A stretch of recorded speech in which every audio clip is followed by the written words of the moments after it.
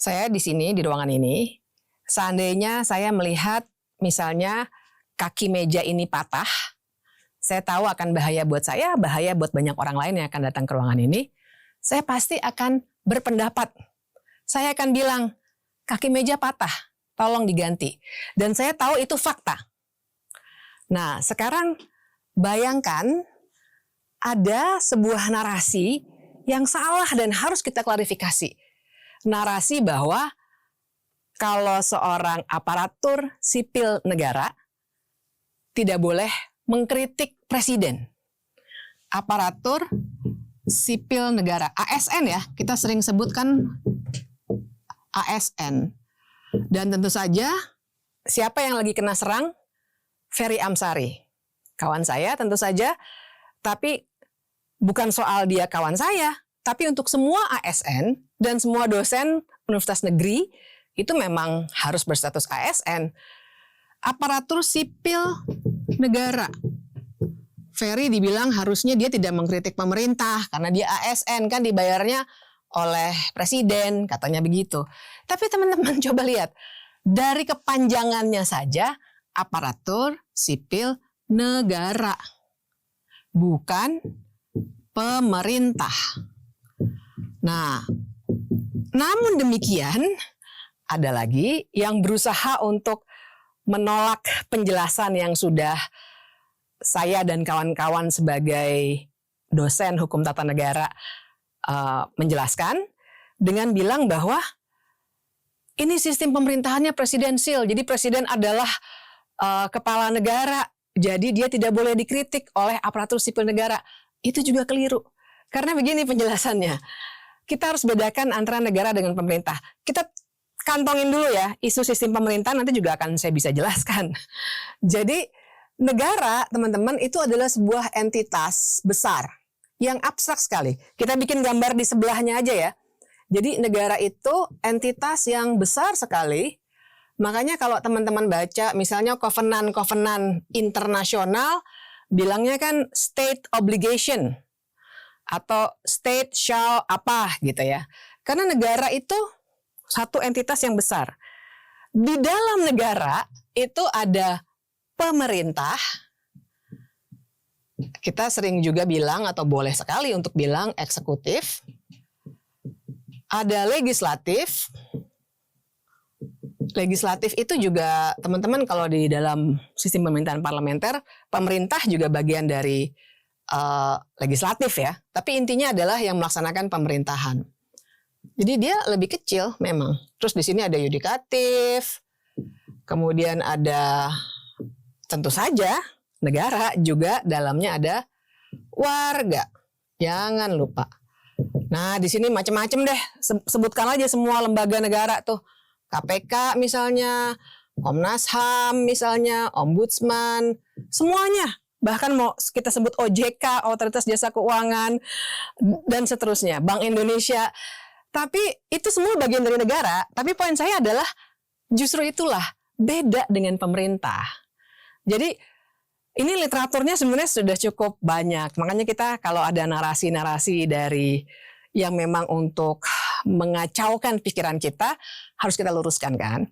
Jadi pemerintah dia yang menyelenggarakan pemerintahan pada suatu waktu. Jadi negara itu entitas besarnya, negara Republik Indonesia, kita punya. Tapi pemerintahannya dia tidak abstrak, tapi lebih konkret. Dan dia tidak permanen. Dia adalah hasil dari sebuah, dalam sistem kita, pemilihan umum. Juga di banyak negara lain yang demokratis. Dan dia tidak selama-lamanya ada, tidak seperti negara. Dia itu bisa jadi pemerintahannya Presiden Prabowo, pemerintahannya Presiden Susilo Bambang Yudhoyono, dan seterusnya. Saya nggak mau menyebutkan semua nama presiden, nanti habis waktu kita. Tapi intinya adalah, teman-teman bisa lihat kan bedanya.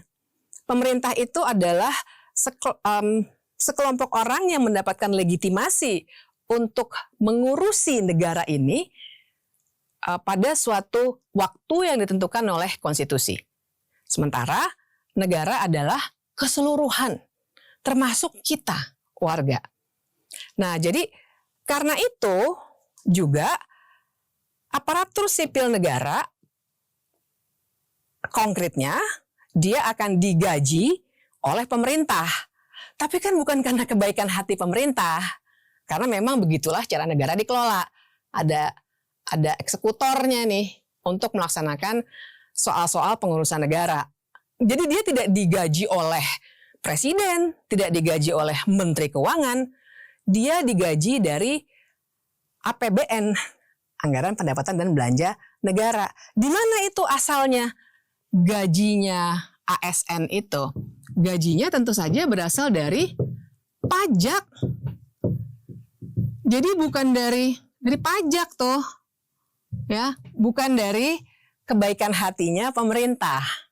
Itu cara negara dikelola gitu ya. Sekali lagi, maaf kalau saya ngulang-ngulang karena saya agak bingung dengan logical fallacies, dengan cara berpikir yang ngaco, tapi dicoba digaungkan di mana-mana di media sosial supaya kita juga berpikirnya salah.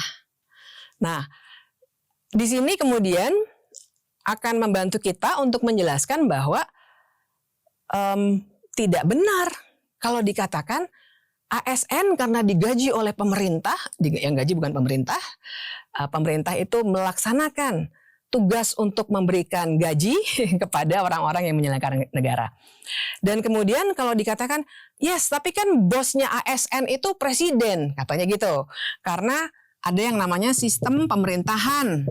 Kita itu sistem pemerintahannya presidensil, sehingga presiden adalah kepala negara sekaligus kepala pemerintahan.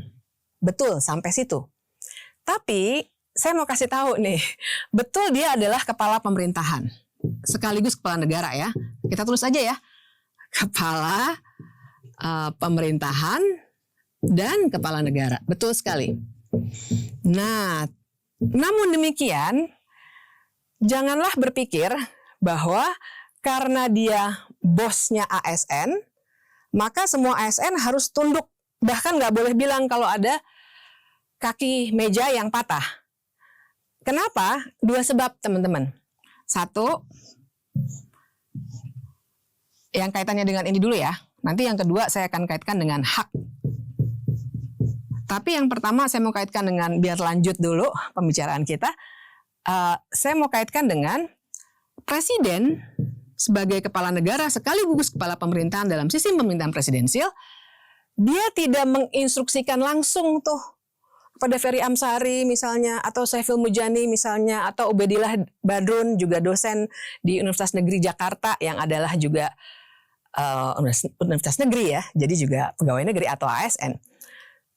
Presiden nggak langsung begitu cara kerjanya, tapi dia akan memberikan, atau namanya juga organisasi ya, bagaimana negara kan juga organisasi, maka dia akan membuat sebuah organisasi negara. Nah, ini nih lembaga-lembaga, ya kita sebut saja semua ini kan lembaga ya, masing-masing punya tugas dan fungsinya. Jadi misalnya teman-teman yang bantuin saya untuk setting kamera, ya udah tugasnya di situ. Ada lagi teman-teman yang mungkin tugasnya membantu membuat riset, tugasnya di situ. Masing-masing di antara kita pasti kerja dengan yang namanya scope of work kan. Ya hal-hal yang harus kita kerjakan, job description gitu, job desk.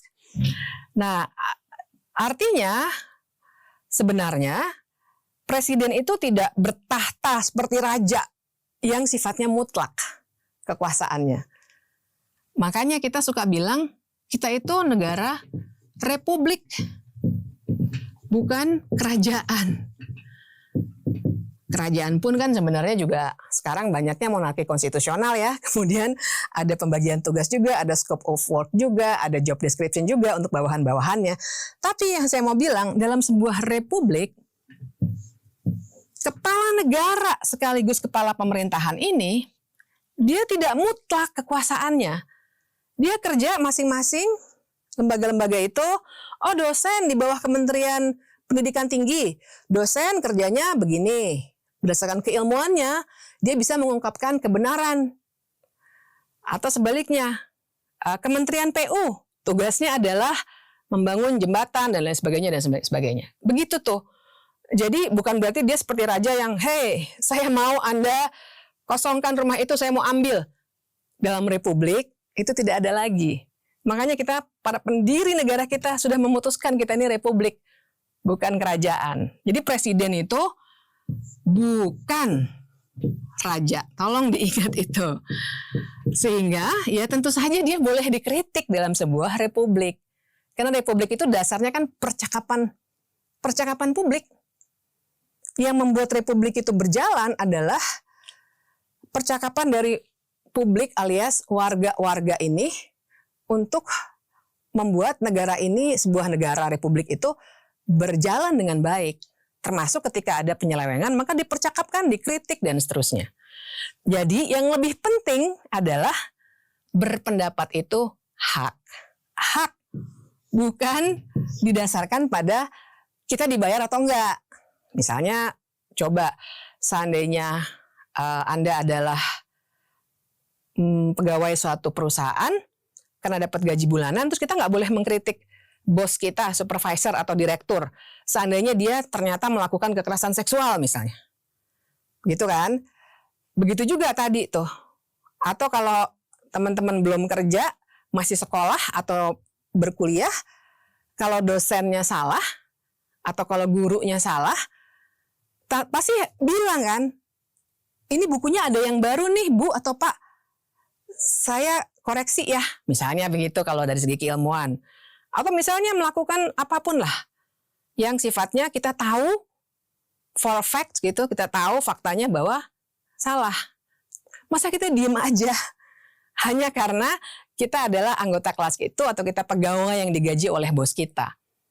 Nah, jadi saya mau bilang seandainya teman-teman kerja di kantor atau mungkin di kelas di mana teman-teman sama sekali memang tidak boleh mengkritik, bisa dipastikan kantor itu atau sekolah itu adalah kantor atau sekolah yang otoriter.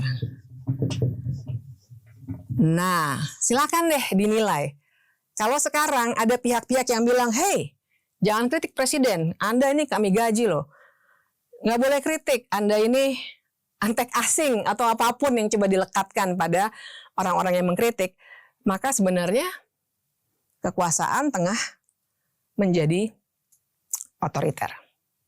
Nah, jadi semoga jadi jelas buat semuanya, berpendapat, mengkritik itu hak. Bahwa kemudian juga yang baik supaya bisa dipercakapkan dalam republik, kita akan memberikan bukti bagi pendapat kita, evidence maksudnya itu bukti, argumennya. Kalau kita punya bukti yang harus dijelaskan.